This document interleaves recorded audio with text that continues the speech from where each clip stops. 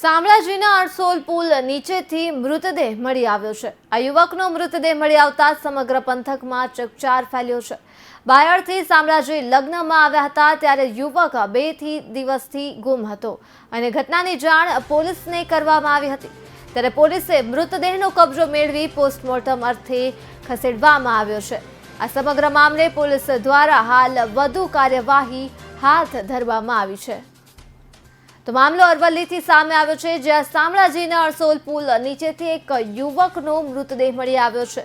યુવકનો આ મૃતદેહ મળી આવતા જ સમગ્ર પંથકમાં ચકચાર મચ્યો છે। બાયડથી શામળાજી લગ્ન માટે આવ્યા હતા અને યુવક 2 દિવસથી ગુમ હતો, ત્યારે હાલ યુવકનો આ મૃતદેહ મળી આવ્યો છે।